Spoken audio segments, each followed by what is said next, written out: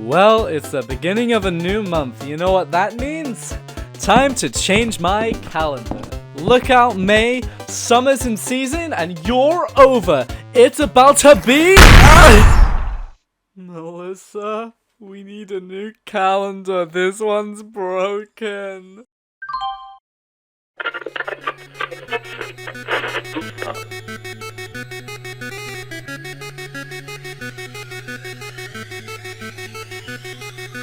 Well, oh my god, what is that thing?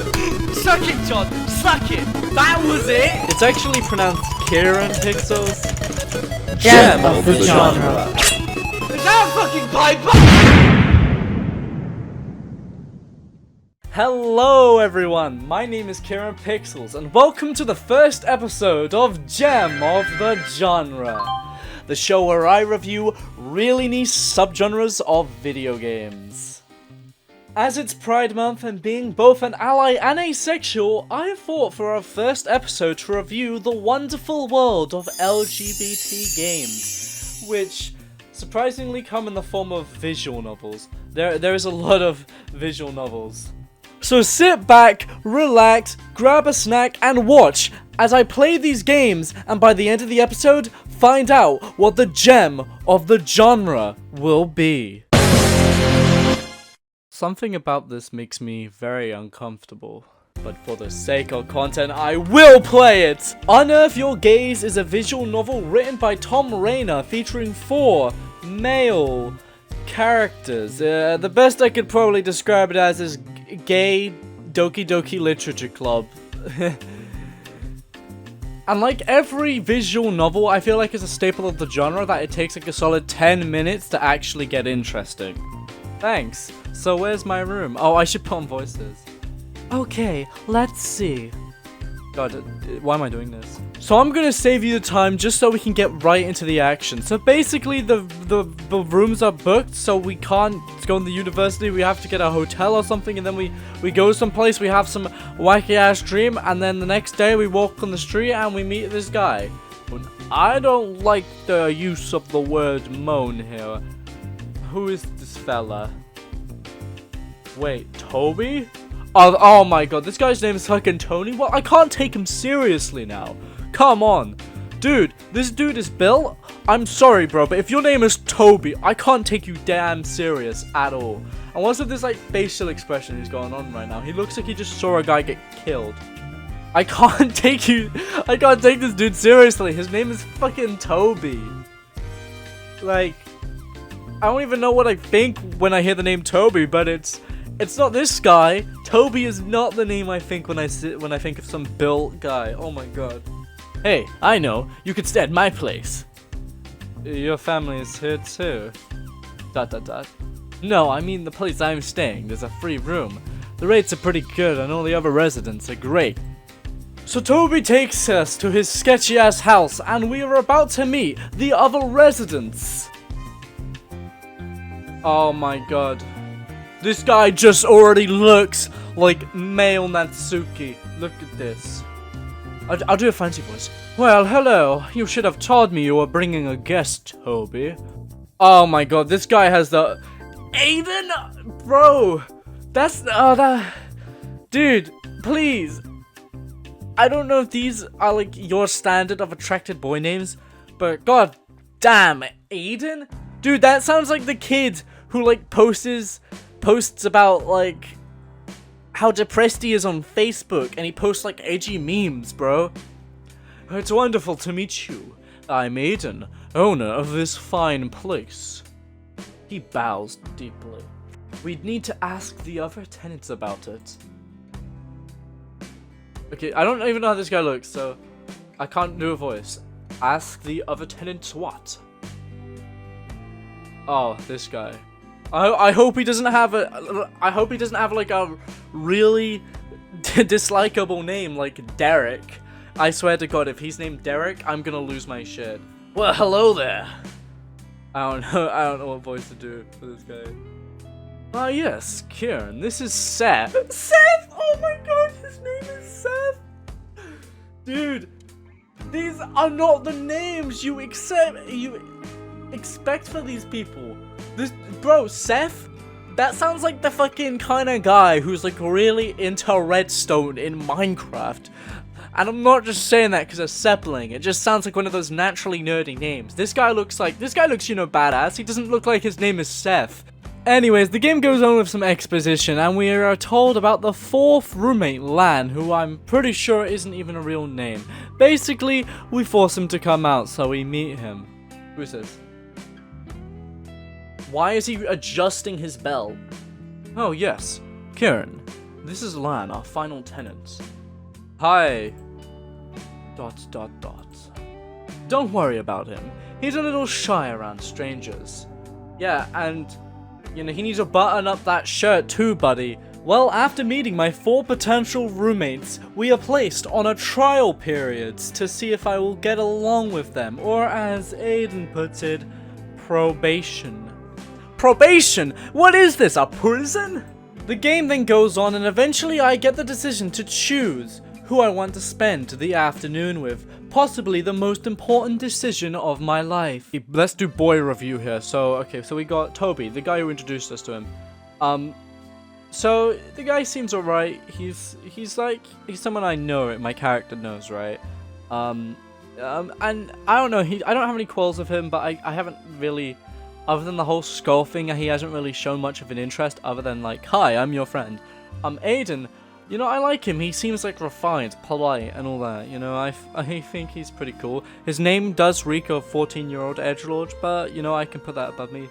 Seth, you know, Seth, he kind of has a badass thing going for him. I can respect that, but I feel like, you know, I don't know. I don't feel safe. I do not feel safe when he has that shit-eating grin the whole fucking time. I feel like he's the reason why my stew tasted weird. I bet he put like rat poison in it. I do not feel safe around that guy.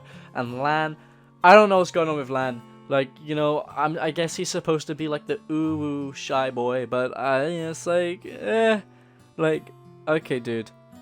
I like a little bit of confidence in my men. I say that I'm completely asexual. I have no preference. But anyway, I'm gonna go with Aiden. This guy seems cool. So we choose to hang out with Aiden, and by hanging out, I mean going to a grocery store, because that is the best kind of hanging out. Yeah, what do you do? Let's talk about you, Al. What do you do anyway? You mean as a job? Well, actually, I don't really work. I have money from my family, and I spend enough time just looking after the house. Anyways, let's see what we need. After hanging out in the afternoon with Aiden, we are now prompted to hang out with everyone else. Oh boy. Let's go Toby. He seems enjoyable. Toby's working in the morning tape, but he says he's taking the afternoon off just to meet with me. We go to grab something to eat, where I'm prompted to ask a question. Now, why'd you drop out of university? He avoids my gaze. Oh god, whoops, this is the wrong question, isn't it? Am I gonna be penalized for this? Music's gone all sad. Do you hear this? Kinda. I was in a car crash with my parents a few months back. Oh god. We went into the river. I got pulled out in time. They didn't. Oh god, I'm so sorry. Dude, this guy's parents are dead. Like, damn, that went to 1 to 100 quick. Oh, maybe they didn't pull him out. He's a zombie, guys. Remember this foreshadowing for later. Also, do you remember what I said when I first met him? He looks like he just saw a guy get killed. Anyways, after our hangout session concludes, I then hang out with Seth. Yeah, we're gonna save what I presume is the most exotic ending to last. So we decide to go to a pub. Enough said. So, tell me about yourself. What do you want to know? Do you do anything other than hang around pubs in the mid-afternoon? Seth laughs. I go to the gym. I make good friends with good-looking young men. Okay, pal. Lots of things. So what about you?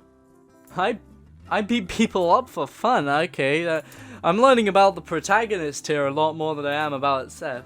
Well, I'd say that was a successful hangout/date. Now how about we hang out with Lan?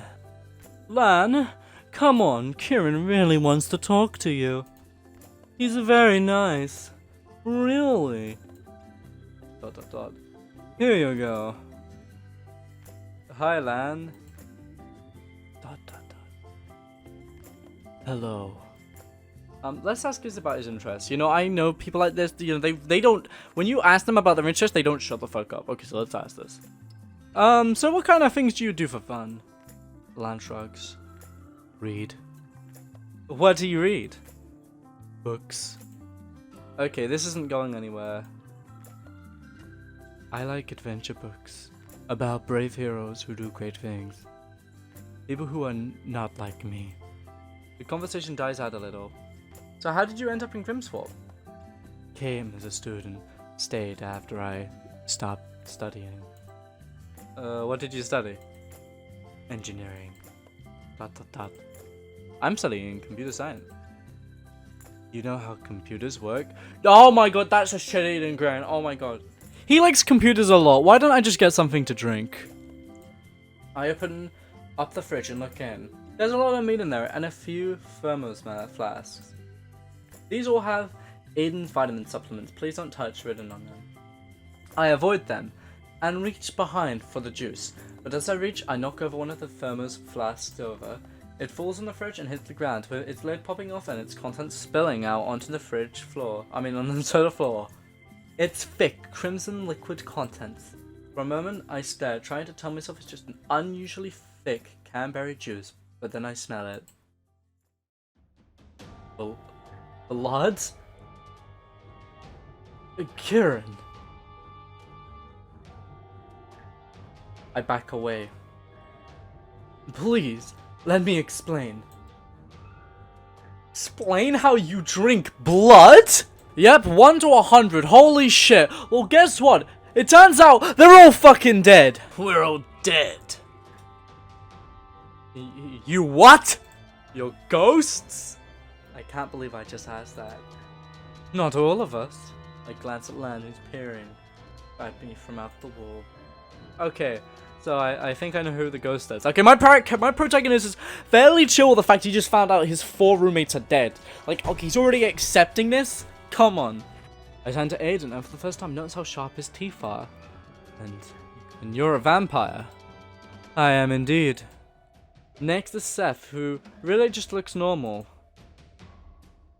So what are you, an incubus? Those are demons. I'm a mummy. Aren't you supposed to wear bandages? Would you wear bandages if you didn't have to? Well, no. Exactly. I turn around and see Toby. Wait, does that mean you're dead too? Sorry, Kieran. I'm a zombie. Boom! I called it! Yep, 100%! Big brain! There I was! I called it back then and I'm a genius! Wow! So that was Unearth Your Gaze. It was certainly an experience. I actually did do a full playthrough and everything, but honestly, I've already dedicated like 10 minutes of this video just to this game, and I have to move on to the other games. If you would like to see my full playthrough though, it is on my Patreon, exclusive, the full 1 hour playthrough of a full run of Unearth Your Gaze. So if you think you'd like to see that, donate to my Patreon. You also get some pretty cool other benefits, so, you know, go check out my Patreon in the description. On to our next game, Cat at Pride, and I'm not sure I can show this on YouTube, but you know what guys, just guess from the colors, alright? Cat at Pride is a crude shooter game where you shoot all kinds of interesting people, and as the developer describes, a game I made in a week where you play as a cat with a gun shooting bad people. They're not wrong, these people are bad. I have to blur out a lot of stuff. I really don't know if I should have gone through the effort to review this if I knew I had to blur out so much stuff. If you're able to get to 100 points without dying, you're able to see this cool cutscene. I mean, I guess it's cool. He has sunglasses on after all, and I wear sunglasses, so pretty cool, am I right? Now that game was pretty short, considering it took an entire minute to review it, but our next game is like our first game, as in it won't take 1 minute. Let me introduce Red Trees, an RPG Maker adventure game originally released in July 2016 by the developer known as Caramel. So far, I have really no idea how this relates to LGBT at all, but it has the tag, so let's find out. So this is called Red Trees. This game is actually pretty loud. I don't know actually how much of LGBT has an influence in this one, but I guess I'm gonna find out. So the first thing that caught me off guard while going in this game is I just love this art style. Like this kind of retro, it gives me like Game Boy Color vibes. I love it. It's just a really charming art style, feels retro, lovable, and I like it. You play as Artemis, the protagonist who happens to be named after the Greek goddess. According to the game's page, the game has a playtime of around half an hour, but I ended up playing for over an hour, probably because I clicked on everything reading the flavor text. But my efforts would pay off as I got a bunch of cookies. Yo, that's cool, cookies. I like this, I think this is actually pretty cool. As we leave our house, our dad tells us to not go in the woods, but this is an RPG, and because of that, I will go into the woods. And can you really call it an RPG if it doesn't include trespassing into someone else's house? Okay, so we just broke into someone's house, you know, standard RPG. That's, yeah, Colin. I came up but you were asleep, oh. Don't want to wake you, but I wanted to borrow your watering can. So I'm taking it back, bring it back later. Kitty, oh wow. Okay, that's concerning.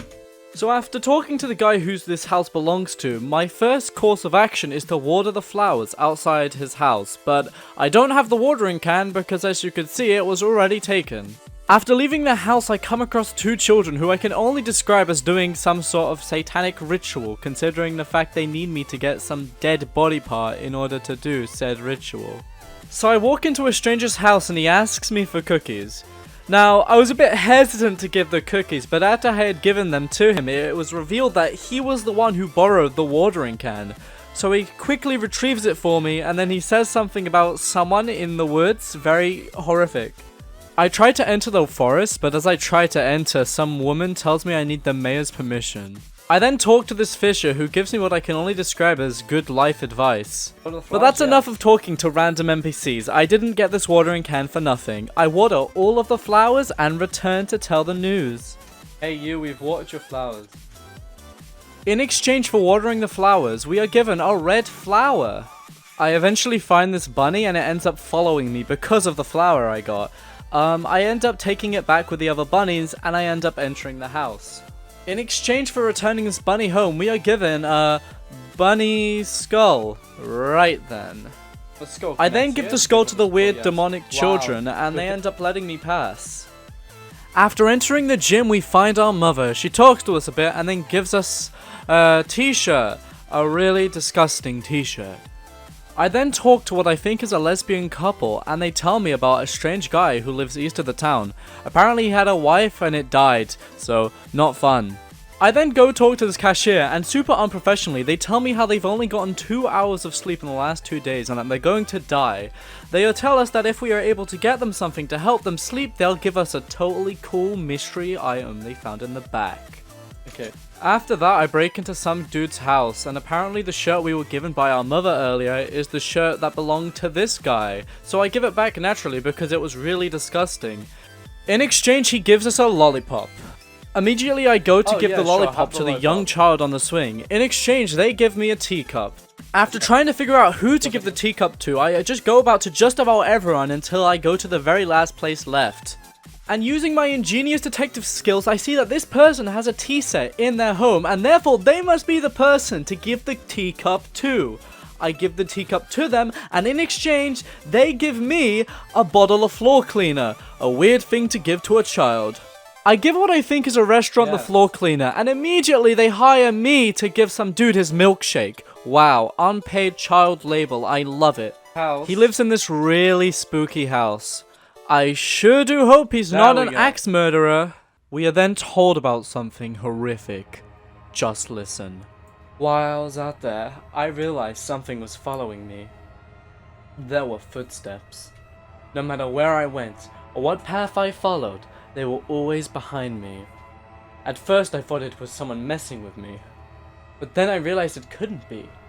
No one's ever in the woods at that time of the day, no one but me. Anyone who did happen to be there had no reason to play games like that. The townsfolk know better. I wasn't scared though, just more annoyed than anything, so eventually I got fed up. I spun out and yelled it had come out, and it did. I don't really know what happened after that. When I woke up, I was being carried back into town. That's it. That's the whole story. Now I want you to tell me something. They sent someone to find that thing yet? We need to get rid of it while we have the chance. It's not human. It's probably dangerous. I hope I never run into it again for as long as I live, because that thing, that monster, it looked like my dead wife. Oh my god. What's with that look? I get it, you don't believe me, right? You think I've lost it? That I was just seeing what I wanted to see? I knew that's what everyone would think. I shouldn't have said anything. Get out. Didn't you hear me? I said, get out! Okay, that was a bit aggressive. He threw something. So yeah, that was awkward, but he did give us a pillow. I give the pillow to the unprofessional cashier and they give me a can of worms. Seriously? I give the can of worms to this fisher. He gives me a fish in return. Oh, but I found a cat earlier, so I give the fish to the cat. I bring the cat to the guy who really likes cats, and in return he gives me a Catgirl figurine. I bring the Catgirl figurine to the mayor's office because by looking at the guy, he just looks like he would like that kind of stuff. And he really does. He likes it so much, he gives me permission to go into the forest. Now we can get this annoying kid out of the way and enter the forest and finally see what this terrifying thing is. We enter the forest. We then encounter a witch who talks to us and approaches us with a problem. Are you looking for something? We have a cat, a basket of flowers, and a bunny. And we also have a boat. We have to get them across the river, but we can only carry one item at a time. If we leave the bunny with the flowers, the bunny will eat the flowers. If we leave the cat with the cat will eat the bunny. On paper, this challenge seemed easy. On the other side, it was easy, but it wasn't as easy as it seemed on paper. It was harder than I thought it would be. The first thing I took across the river was the bunny. Then the basket of flowers. Then I took the bunny back to the original side of the river, since if I had left it with the flowers, it would eat the flowers. I then bring the black cat to the flowers on the other side of the river, because the black cat won't do anything to the flowers. And then finally, I take the bunny again across with me to the other side of the river, uniting all three items on the other side of the river. I have completed the quest. We are given a bag of meat and the witch disappears. Now the last thing to do is approach the deep forest and see the creature for once and for all. I'm not even controlling the game now. Oh my god.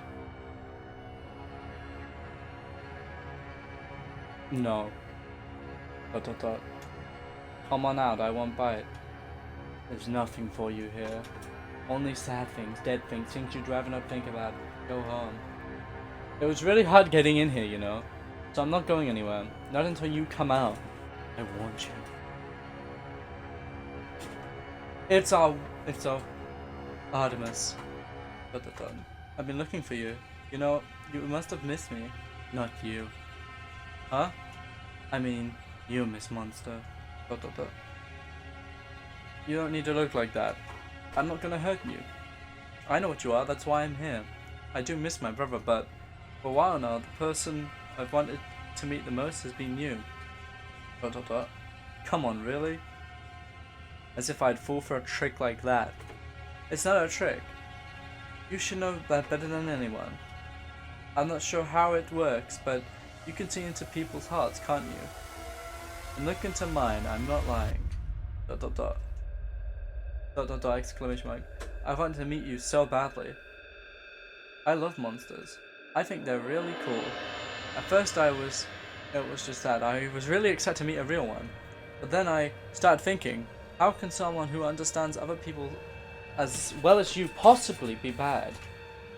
And the more I learned about you, the more I understood. You understood? What could you possibly understand? A lot. Like, for starters, you must get lonely out here. And you must be really hungry, living off rabbits because you don't want to attack anyone. I know you're scared to show yourself around people, but I've got a warm house and lots of food, and I'm sure everyone would love to meet you. So, would you come with me?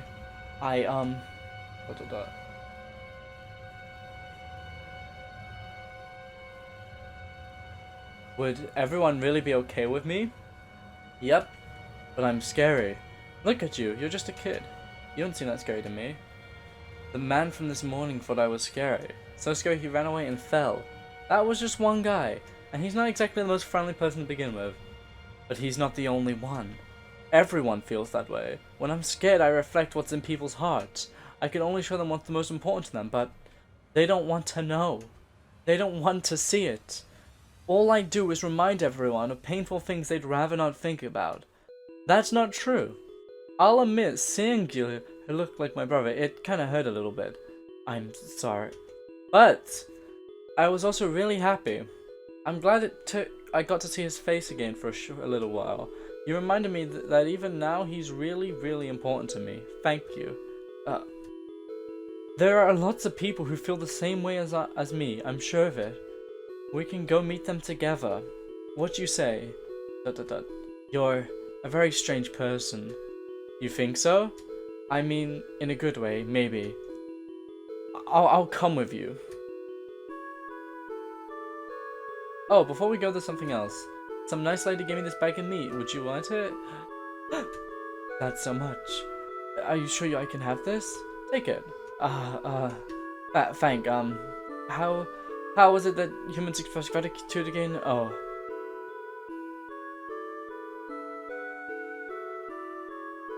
Oh, kiss! Okay, I finally get it. You know, I've been playing this game for almost 50 minutes. You know, I saw some LGBT representation, but finally, we know why this game is marked as an LGBT. They walk off home, the camera pans into the stars, and credits roll! You know, this game was actually amazing. It really had its own aesthetic, and it was very much of, it was straight to the point. I knew what to do at every point, I didn't get confused, and overall it was a fun 1-hour adventure that I played. But that will be it for this week's video, and this episode of Gem of the Genre. But wait, Kieran, I hear you ask. We aren't done playing all of the wonderful LGBT games. And you're right, viewer, we aren't. That is why this video will be a 2-parter, with the second part releasing in 2 weeks.